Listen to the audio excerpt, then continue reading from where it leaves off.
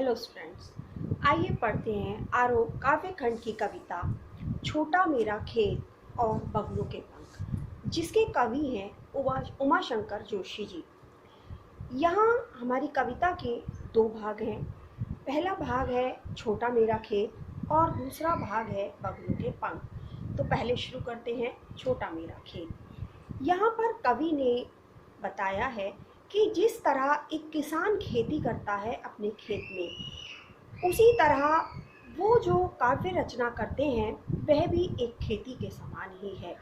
जिस तरह किसान का जो खेत होता है वह चौकोर होता है, चौकोना होता है, उसी तरह कवि का जो कागज का पन्ना है जिसे उन्होंने खेत के समान माना है वह भी चौकोर ही है। और जिस तरह किसान खेत में फसल करता है, उगाता है, उसी तरह कवि अपने कागज के पन्ने पर काव्य रचना करते हैं और उसे बड़ा करते हैं। तो पढ़ते हैं, छोटा मेरा खेत चकोना, कागज का एक पन्ना, कोई अंधड़ कहीं से आया, क्षण का बीज वहां बोया गया। कवि कहते हैं कि मेरा जो खेत है वो किसान की खेत की भांति चौकोर है। और क्या है? एक छोटा सा चौकोर कागज का पन्ना। जिस तरह खेत की जो जमीन होती है वह चौकोर होती है, उसी तरह मेरी जो काव्य रचना के लिए चुना गया पन्ना है, कागज का जो पन्ना है वह भी चौकोर ही है। कोई अंधड़ कहीं से आया, क्षण का बीज वहां बोया गया। कहते हैं कि जिस तरह किसान खेती करने के लिए सबसे पहले बीज को बोता है, उसी तरह मैंने भी अपने कागज के पन्ने रूपी खेत पर भाव रूपी बीज बो दिया है। अर्थात मेरे मन में विचारों का या भावों का एक अंधड़ आया, एक आंधी आई, एक तूफान आया, जिसमें बहुत सारे भाव थे और विचार थे। उन भावों और विचारों में से अधिकांश तो आगे बढ़ गए या उड़ गए, लेकिन कोई एक भाव या विचार मेरे मन में शेष रह गया, जिसे मैंने अपने कागज के पन्ने पर शीर्षक के रूप में अंकित कर लिया।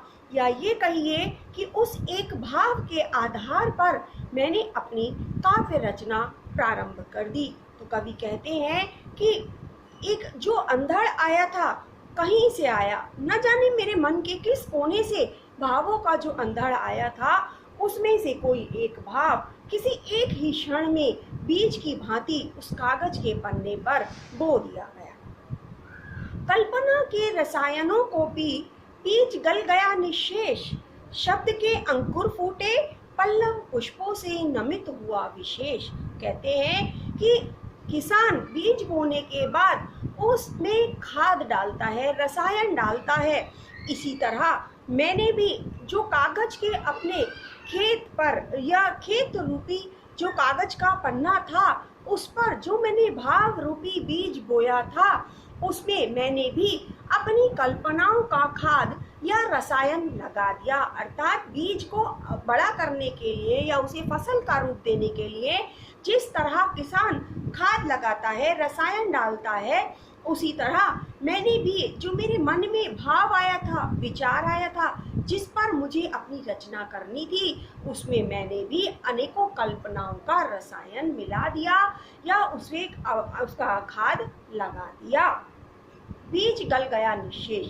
जब किसान बीज को रसायन लगा देता है या खाद लगा देता है तो बीज गल जाता है, जमीन के अंदर बीज गलकर अपना वास्तविक रूप खो देता है। और फिर क्या होता है? फिर उससे शब्द के अंकुर फूटे, उससे अंकुर फूटते हैं।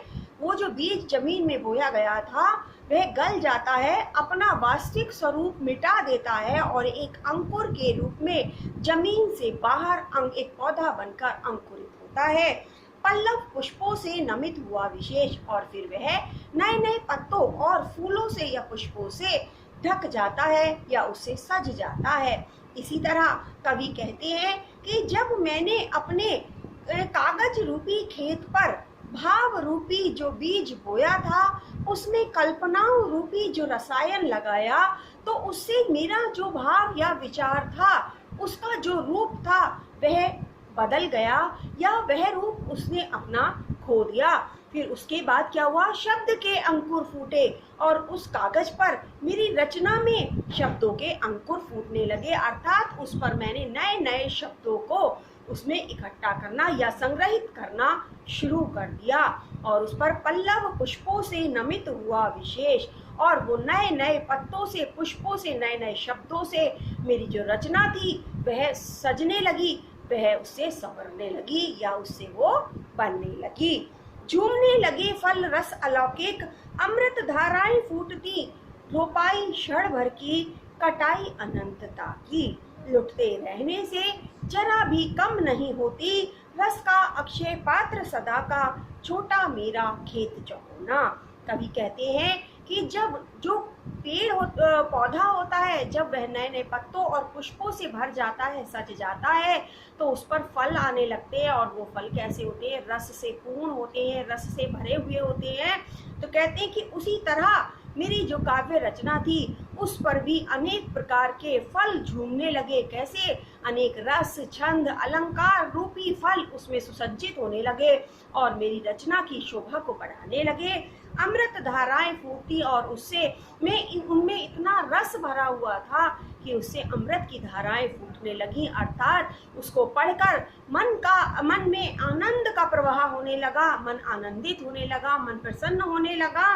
रोपाई क्षण की, कटाई अनंतता की। अब कवि उस किसान की उगाई हुई फसल और अपनी फसल में अंतर बताते हुए कहते हैं कि उस किसान की जो फसल थी वह बो देने के बाद जब बढ़ गई तो उसको काट लिया गया और वह समाप्त हो जाती है, लेकिन मेरी जो फसल होती है वो रोपाई क्षण की, एक क्षण में ही रोप दी जाती है, एक क्षण में ही बो दी जाती है, लेकिन उसकी जो कटाई होती है वो अनंत समय तक चलती रहती है, अनंत काल तक हम उसकी कटाई करते रहते हैं। अर्थात इस बात के माध्यम से वो कहना चाहते हैं कि किसान की जो फसल होती है वह कटने के बाद इस प्रयोग होती है और उसके बाद समाप्त हो जाती है, लेकिन एक कवि की जो काव्य रचना रूपी फसल होती है वह हर समय बढ़ती रहती है, उसको जितना काटा जाता है वह उतनी बढ़ती रहती है और अनंत समय तक चलती है, अर्थात जिसका कोई समय सीमा नहीं होती।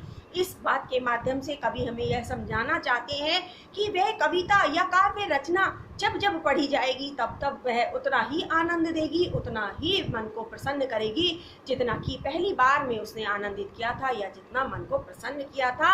तो उनकी जो फसल है जिसे उन्होंने कागज रूपी खेत पर अब तैयार किया है, वह फसल अनंत समय तक कटाई होती रहेगी उस फसल की और वह उसी तरह फल देती रहेगी। रस का अक्षय पात्र सदा का, छोटा मेरा खेत चौकोना। कवि कहते हैं कि मेरा जो ये छोटा सा खेत है, मेरा जो कागज रूपी खेत है, ये रस के अक्षय पात्र के समान है। अपने उस छोटे से खेत को या उस छोटे से कागज के पन्ने को कवि ने अक्षय पात्र की उपमा दी है। अक्षय अर्थात जिसका कभी क्षय ना हो, जिसमें कभी कमी ना आए, या पात्र माने बर्तन, उस बर्तन में भरे हुए भरा हुआ जो रस है वह कभी भी क्षय नहीं होता, कम नहीं होता, समाप्त नहीं होता। उसके समान कवि ने अपने जो कागज के पन्ना है उसको बताया है। कवि कहते हैं कि मेरे इस कागज के पन्ने रूपी खेत पर जो फसल होती है वह कभी भी कम नहीं होती, कभी भी समाप्त नहीं होती और वो एक अक्षय पात्र के समान है जिसमें जब भी आप हाथ डालें तब आपको उसमें रखा हुआ सामान अवश्य मिलेगा। उसी तरह मेरी जो काव्य रचना रूपी फसल है वह भी हमेशा उसी तरह आनंदित करती रहेगी, उसी तरह मन को प्रसन्न करती रहेगी जिस तरह प्रथम बार उसके प्रयोग पर उसने उन सबको आनंद दिया था। तो यहीं पर हमारी कविता का पहला भाग छोटा मेरा खेत समाप्त होता है और अब हम पढ़ते हैं इसी कविता का दूसरा भाग, बगुलों के पंख। नभ में पाती बंधे बगुलों के पंख, चुराए लिए जाती मेरी आंखें, कजरारे बादलों की छाई नभ छाया, तैरती सांझ की सतेज श्वेत काया। हौले हौले जाती मुझे बांध निज माया से, उसे कोई तनिक रोक रखो, वह तो चुराए लिए जाती मेरी आंखें, नभ में पाती बंधे बगुलों की पंखें। कवि कहते हैं नभ में आसमान में, संध्या का समय है। कवि आसमान की ओर देख रहे थे। बादल जो थे वो थोड़े थोड़े काले काले से हो रहे थे। उस समय कवि का ध्यान जाता है कि आसमान में कुछ बगुले उड़ते हुए जा रहे हैं जो सफेद रंग के हैं और वो पंख फैलाकर उड़ते हुए बड़े प्यारे लग रहे हैं। और अचानक ही कवि देखते हैं कि वो जो बगुले थे वो स्वाभाविक रूप से उड़ रहे थे, लेकिन यदि उन्हें ध्यान से देखा जाए तो उड़ते हुए वो ऐसे लग रहे थे जैसे कोई पंक्ति बनाकर या कोई लाइन बनाकर वह आसमान में उड़ते हुए जा रहे हों। और कजरारे से काले से बादलों के बीच सफेद पंखों को फैलाए सफेद बगले पंक्ति में उड़ते हुए कवि को बहुत आकर्षित करते हैं, बहुत प्यारे लगते हैं। और कवि उसी का वर्णन यहाँ पर करते हैं। कवि कहते हैं नभ में आसमान में पांति बंधे पंक्ति बंधे हुए या लाइन में लगे हुए बगलों के पंख, बगले पंख फैलाकर उड़ रहे हैं, अर्थात आसमान में बगले पंख फैलाकर उड़ते चले जा रहे हैं। चुराए लिए जाती मेरी वे आंखें, और वो जो दृश्य है या ये कहिए कि बगलों की जो वह पंक्ति है वह मेरी आंखों को चुरा कर ले जा रही है, अर्थात मेरी आंखों को अपनी ओर आकर्षित कर रही है। मेरी दृष्टि उससे हट ही नहीं रही है, मेरी दृष्टि उसी की ओर केंद्रित हो रही है। कजरारे बादलों की छाई नभ छाया, कि जो नभ है आसमान है उसमें कजरारे बादल छाए हुए हैं। कजरारे बादलों की जो छाया है वो पूरे आसमान में फैली हुई है। तैरती सांझ की सतेज श्वेत काया, और ऐसा लगता है कि जो संध्या है उसने तेज से भरी हुई एक काया या शरीर धारण करके आसमान में वह विचर रही हो, उसने शरीर धारण कर लिया हो। हौले हौले जाती मुझे बांध निज माया से, कहते हैं कि ये जो बगलों की पंक्ति है या ये जो बगले हैं ये मुझे अपने धीरे धीरे हौले हौले धीरे धीरे मुझे अपनी माया में बांध लेती है, अर्थात अपने आकर्षण में मुझे बांध लेती है, जिससे मेरा ध्यान हट ही नहीं पा रहा है। उसे कोई तनिक रोक रखो। अब कवि इतने लालायित हो रहे हैं उसको देखने के लिए या इतने आकर्षित हैं उस पंक्ति से कि वो चाहते हैं कि वो जो पंक्ति है वो वहीं रुक जाए और वो उस दृश्य को निहारते रहे। इसलिए कवि कहते हैं कि कोई तनिक रोक रखो, अरे कोई थोड़ा तो रोक कर रखो। यदि इसे अधिक समय के लिए नहीं रोक सकते तो थोड़े समय के लिए तो इसे रोक कर रखो कि ये आसमान में रुकी रहे और मैं इसे देखता रहूं। वह तो चुराए लिए जाती मेरी आंखें, ये जो पंक्ति है ये तो मेरी आंखों को चुरा कर ले जा रही है, अर्थात मुझे ऐसा लगता है जैसे मेरी नजरें इसको देखना बंद ही नहीं करेंगी, मेरी नजरें लगातार इसे देखती ही रहेंगी। जितनी दूर तक भी मुझे यह पंक्ति दिखाई देगी यह मेरी नजरें इसका पीछा करती ही रहेंगी। नभ में पाती बंधी बगलों की पांखें, कि आसमान में पंक्ति बांधे हुए बगले पंख फैलाकर उड़ते चले जा रहे हैं और बगलों की यह पंक्ति मुझे अपनी ओर आकर्षित कर रही है। तो कभी आसमान में कजरारे बादलों के बीच सफेद पंखों को फैलाकर सफेद बगलों की पंक्ति को जो आसमान में स्वाभाविक रूप से उड़ रही है उसे देखकर बहुत अधिक प्रसन्न होते हैं और अपनी उसी प्रसन्नता का या उसी मनमोहक दृश्य का कवि ने यहाँ पर बड़ा ही मनमोहक और सजीव चित्रण हमारे सामने प्रस्तुत किया है। तो यहीं पर हमारी कविता का दूसरा भाग बगुलों के पंख यहीं पर समाप्त होता है। धन्यवाद।